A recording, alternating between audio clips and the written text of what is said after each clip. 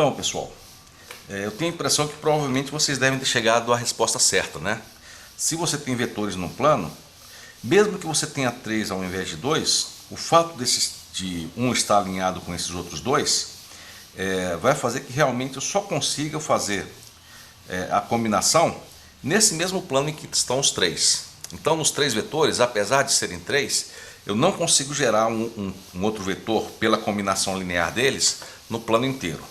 Mesmo que eu tire o vetor e coloque no plano enviesado, né? Esses 3 vetores, apesar de terem 3 componentes tridimensionais, eles só vão conseguir gerar vetores que estão no plano em que esses 3 vetores estão. Então eles não conseguem gerar todo o espaço. Agora vamos fazer um outro exemplo. Só que agora eu vou colocar um terceiro vetor e ele não vai estar mais coplanar. Ele vai estar num vetor em outro plano, tá? Em outro plano diferente desses outros dois. Então, esse vetor aqui está num plano, esses dois, né, no plano ZX, e esse vetor aqui está no plano diferente. E eu queria que vocês me dissessem agora, usando a intuição, qual é a região que eu consigo gerar vetores com qualquer combinação desses 3 vetores. Parem o vídeo e façam isso agora. Ok, pessoal, eu acho que vocês devem ter chegado à conclusão correta, né? Quando eu tenho 3 vetores e eles não estão no mesmo plano, né? Eles estão em planos diferentes, né? Esses dois estão no mesmo plano, mas estão no plano diferente desse. Esses outros dois estão no mesmo plano, mas no plano diferente desse. E esses estão no mesmo plano, mas num plano diferente desse outro. Nesse caso, você consegue gerar qualquer vetor em qualquer ponto do espaço tridimensional. O mesmo vale se esses dois vetores de baixo estiverem no plano atravessado, né? Então, se eles estiverem no plano atravessado e tem outro terceiro vetor que não está no mesmo plano que eles, né? Nesse caso, eu também consigo gerar, se eles não estiverem alinhados, né? Eu consigo gerar qualquer vetor no espaço tridimensional. Ok? Então, se eu tiver 3 vetores que não estão todos os 3 no mesmo plano, eu consigo gerar qualquer vetor no espaço 3D. Vamos agora rever 4 ideias-chave vistas até agora. Tá? A primeira é a seguinte: um vetor no espaço 2D, né? Digamos um vetor V, vamos chamar de V, né? Ele tem 2 componentes, né? Que são números, né?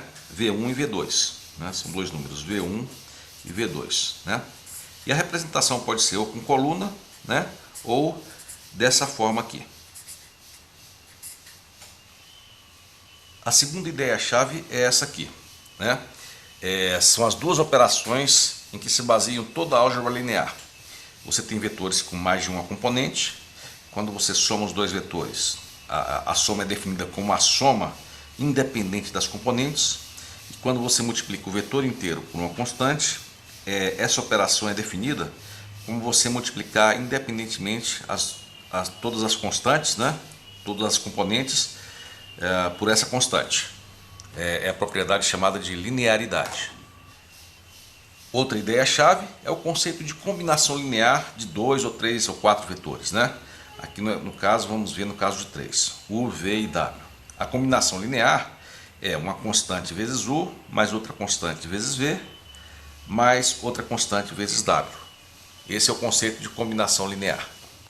E o quarto conceito é o que acontece quando você tem 1, 2 ou 3 vetores, né? Nesse caso, uma ideia-chave é que, tipicamente, quando esses vetores não estão alinhados ou não estão no mesmo plano, né? Quando eles estão, digamos, em estado de desalinhamento total, né? Um vetor consegue gerar, as combinações lineares de U conseguem gerar uma linha, as combinações lineares de 2 vetores não alinhados conseguem gerar um plano, e as combinações lineares de 3 vetores que não estejam no mesmo plano conseguem gerar todo o espaço 3D.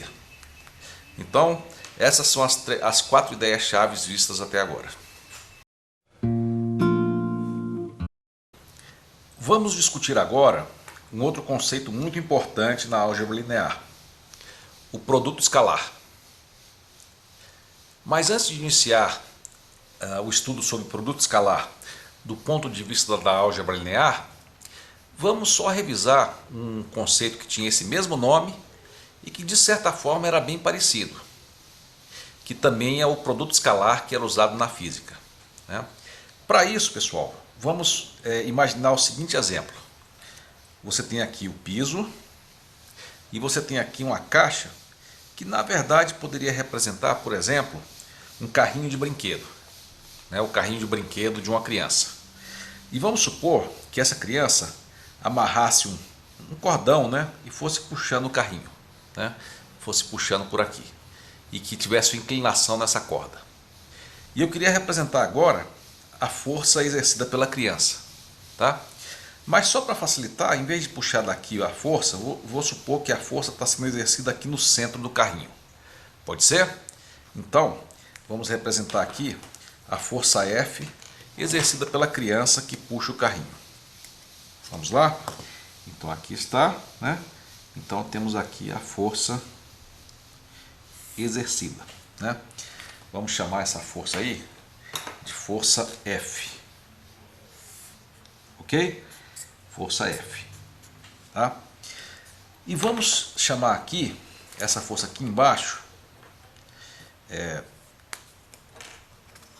desculpa, a força não, o deslocamento, né?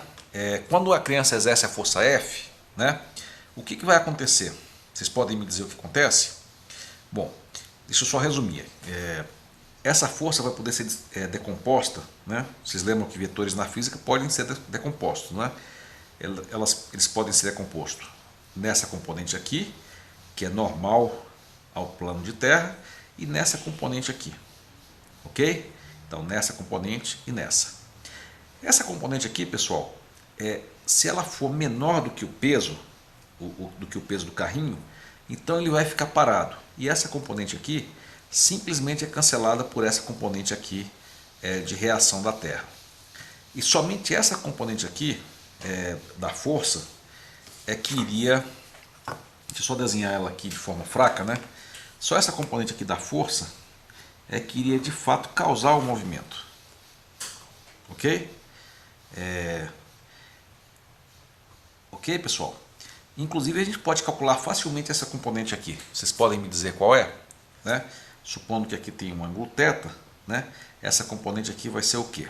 Vai ser F, vou escrever aqui embaixo, aqui ó, F cosseno θ. Não é isso? Essa componente aqui vai ter F cosseno θ. Então somente essa força aqui é que vai causar de fato o movimento.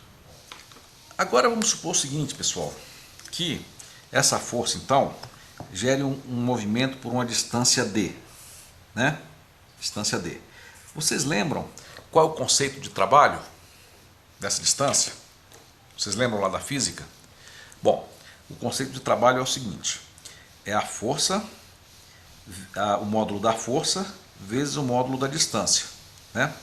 Só que na verdade é só o módulo da força que está na mesma direção que a distância, né? Então o que acontece? Você teria que calcular essa componente aqui, que é o módulo de F, né? O módulo da força F, né? Vezes o cosseno de θ, vezes, se a gente representar essa distância como se fosse um vetor, vezes o módulo, né? Vezes o tamanho, né, da distância d. Ok? Então, quando você faz essa multiplicação, você multiplica o F cosseno θ, o módulo de F vezes cosseno θ, vezes o módulo de d. E você dava um nome a isso, né? A esse produto de dois vetores, o vetor F e o d, que é o chamado produto escalar, né? Que é F vezes d. E na física do segundo grau, ela é definida simplesmente assim, né? O módulo de F vezes o módulo de d, né? Vezes o cosseno de θ, tá? Esse era o resultado do produto escalar. Nós vamos daqui a pouco definir um outro produto escalar que tem uma expressão diferente e é calculado de forma diferente, mas tem o mesmo resultado. Então, no próximo vídeo, vamos ver esse conceito aí.